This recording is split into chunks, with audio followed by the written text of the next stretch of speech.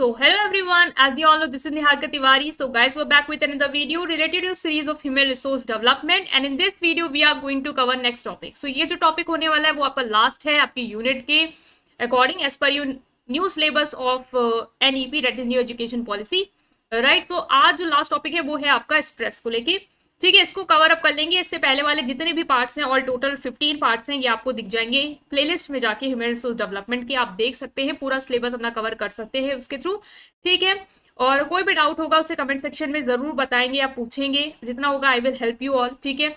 और वीडियो को लाइक कर दें, चैनल को सब्सक्राइब कर दें, मुझे इंस्टाग्राम टेलीग्राम में ज्वाइन कर सकते हैं। So without any further delay let's start this video. Okay, so in this video we are going to cover this topic, that is stress. कि स्ट्रेस क्या होता है, सबको पता है क्या होता है, बस उसको मीनिंग पढ़ लेंगे, कहाँ से होता है, किस चीज के कारण होता है, क्या कॉन्सिक्वेंसेज हैं उसके, और कैसे हम उसको मैनेज करेंगे, ये सारी चीज।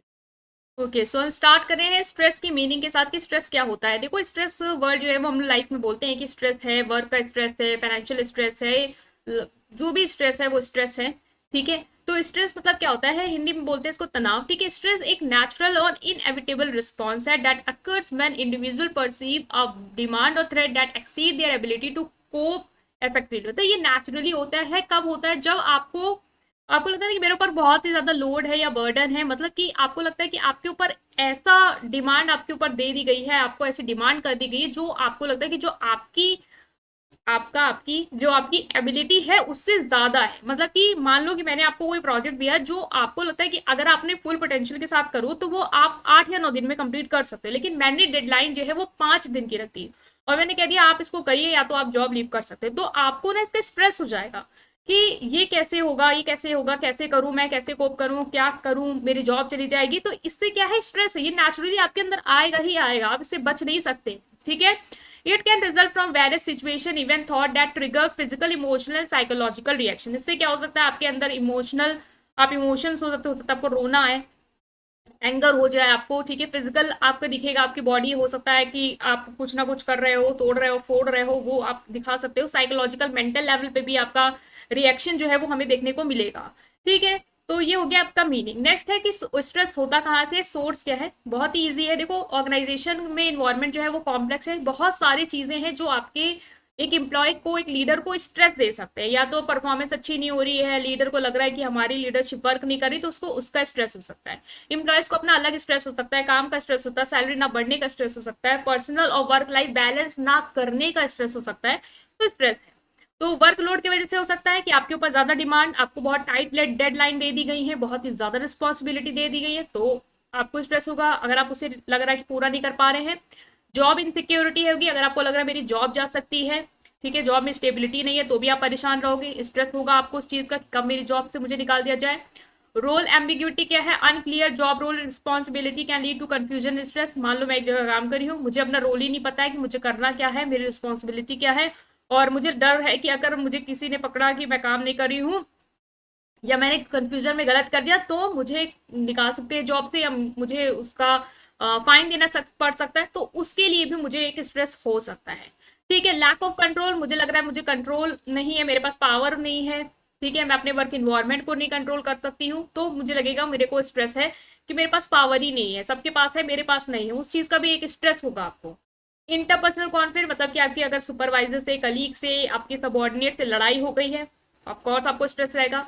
ऑर्गेनाइजेशन का कल्चर अगर टॉक्सिक है, पॉलिटिक्स चल रही है, ठीक है, जैसे कि होता ही है कि बहुत जगह पॉलिटिक्स चलती रहती है, लोग एक दूसरे की चुगलियां करते रहते हैं, तो उसको उसकी वजह से भी स्ट्रेस होता है कि यार इन्होंने ऐसे क्यों कह दिया, या इतना टॉक्सिक इन्वायरमेंट में कैसे काम करूंगा, मेंटल पीस नहीं है, उसका स्ट्रेस। कम्युनिकेशन इश्यूज का स्ट्रेस, अगर आपका कम्युनिकेशन अच्छा नहीं है, जिससे मिसअंडरस्टैंडिंग हो रही है ऑर्गेनाइजेशन में, कंफ्यूजन हो रही है, तो भी आपको स्ट्रेस होगा। तो ये सिंपल है, बहुत ही ईजी है कि किस किस वजह से स्ट्रेस होगा। नेक्स्ट है कि कॉन्सिक्वेंसेस क्या है स्ट्रेस के, मतलब इसका असर क्या होगा, अगर आपको स्ट्रेस है तो क्या इसका असर देखने को मिलेगा। तो सिग्निफिकेंट नेगेटिव कॉन्सिक्वेंसेस होते हैं आपकी फिजिकल और मेंटल हेल्थ दोनों।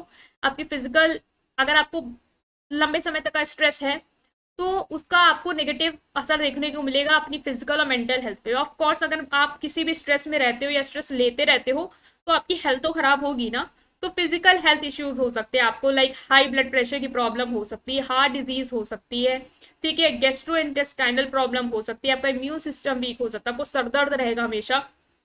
तो फिजिकली इन सारी चीज़ों को आपको फेस करना पड़ सकता है। मेंटल लेवल पे भी आपको स्ट्रेस हो सकता है, आपको डिप्रेशन हो सकता है, कहते हैं पैनिक अटैक्स आते हैं लोगों को, एंग्जाइटी डिसऑर्डर होता है, मूड स्विंग होते रहते हैं, तो ये आपको एक स्ट्रेस ज़्यादा लेने का हर्जाना भुगतना पड़ सकता है। स्लीप डिस्टर्ब होगी, आपको रातों में नींद नहीं आएगी, आपको रेस्टलेस स्लीप होगी, आप सो रहे होगे लेकिन आपको लगेगा कि मैं जगा ही हुआ हूँ, मैं डीप स्लीप नहीं ले पा रहा हूँ, तो उसका भी आपको असर देखने को मिलेगा। कॉग्निटिव इम्पेयरमेंट, मतलब कि stress can impair cognitive function affecting memory, concentration, decision making, problem solving ability, मतलब जो भी आपकी मेंटल लेवल की एबिलिटीज हैं वो भी स्ट्रेस की वजह से डिस्टर्ब हो जाएंगी। आप ना ज़्यादा सोच पाओगे, ना अच्छे डिसीजन ले पाओगे, ना आप प्रॉब्लम को सॉल्व करने की एबिलिटी आपके अंदर होगी अच्छी, ना ही आप फोकस कर पाओगे, क्योंकि आपको लगेगा या स्ट्रेस है, कॉन्सेंट्रेशन नहीं हो रहा है, आप दूसरी चीज़ों को लेकर परेशान हो रहे हो।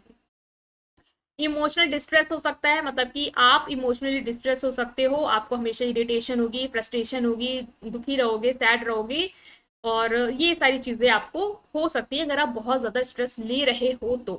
ठीक है, अब आता है कि स्ट्रेस है क्या, स्ट्रेस के सोर्स क्या है, और स्ट्रेस की वजह से हो क्या सकता है। तो जब हम देख रहे हैं ना कि इतनी सारी चीज़ें हो सकती है, आपको मेंटल इशू हो सकता है, हेल्थ इशू हो सकता है, आप इमोशनली डिस्टर्ब हो सकते हो, तो आप उसको मैनेज करने के लिए भी तो कुछ तरीके होंगे, तो बहुत सारी स्ट्रैटेजीज टेक्निक्स है जो आप ले सकते हो ताकि इसको आप रिड्यूस कर पाओ। पहला है आइडेंटिफाई स्ट्रेस, कि स्ट्रेस हो क्यों रहा है, उसके कारण क्या है, पहले उसको आइडेंटिफाई करो। आपको लगता है कि यार मेरी जॉब की वजह से स्ट्रेस हो रहा है, इसमें बहुत वर्कलोड है, तो आप अब सोचो कि आप उस जॉब के अल्टरनेटिव अगर कोई अच्छा ढूंढ सकते हो तो आप स्विच कर जाओ, ठीक है। या अगर आप बात कर सकते हो तो आप बात करके उस चीज को रिमूव करने की कोशिश करो, फाइंड करो वेज टू इधर अवॉइड और effectively deal with them. Practice relaxation technique, आप मेडिटेशन कर सकते हो, रिलैक्सेशन कर सकते हो, माइंडफुलनेस कर सकते हो, जिससे आपका माइंड काम हो जाएगा और आपका स्ट्रेस जो है वो कम होगा। एक्सरसाइज करेंगे regularly, physical activity, walking, running, yoga, ये सब कर सकते हैं, अच्छी डाइट ले सकते हैं, इससे आपका स्ट्रेस लेवल रिड्यूस होगा। हेल्दी लाइफस्टाइल रख सकते हैं, अल्कोहल नहीं ले, कैफीन ज़्यादा ना ले, स्लीप प्रॉपर ले, बैलेंस डाइट ले, इससे आपका स्ट्रेस मेंटेन होगा, मतलब रिड्यूस होगा। रियलिस्टिक गोल सेट करें, मतलब ऐसे गोल सेट करो, कभी कभी कुछ लोग स्ट्रेस में इसलिए होते हैं क्योंकि उन्होंने इतना ऐसा गोल सेट कर लिया होता है जो रियलिस्टिक नहीं, मतलब आप चाहोगे भी ना तो वो नहीं आप अचीव कर सकते हो। मान लो मैंने एक ले लिया कि मुझे मैनेजर की पोस्ट से में एक नॉर्मल एम्प्लॉय की पोस्ट में मुझे मैनेजर की पोस्ट में जाना है और 6 महीने का मेरा गोल है, तो यार वो अनरियलिस्टिक है, ऐसे कैसे आप मैनेजर बन जाओगे, आपको तो काफी एक्सपीरियंस चाहिए होगा ना उस चीज के लिए। तो अगर मैंने ऐसा अनरियलिस्टिक गोल सेट कर लिया और मैं उसको अचीव नहीं कर पाई तो मुझे स्ट्रेस होगा। तो ऐसे गोल सेट करो जो रियलिस्टिक हो, जो आपको लगता है कि आप अचीव कर सकते हो। टाइम मैनेजमेंट करो, अपने टास्क को प्रायोरिटाइज कर लो, एक स्केड्यूल बना लो कि कैसे मुझे टाइम को मैनेज करना है, जिससे आपको टाइम का प्रेशर की वजह से जो स्ट्रेस होता है वो ना हो। तो ये थे आपके कुछ इंपॉर्टेंट लास्ट टॉपिक जो था आपकी यूनिट का, स्ट्रेस को लेके सारी चीजें मैंने कवर कर दी हैं ह्यूमन रिसोर्स डेवलपमेंट की रिगार्डिंग। कोई भी डाउट हो उसे कमेंट सेक्शन में पूछेंगे, वीडियो को करेंगे लाइक, चैनल को करेंगे सब्सक्राइब। Thank you.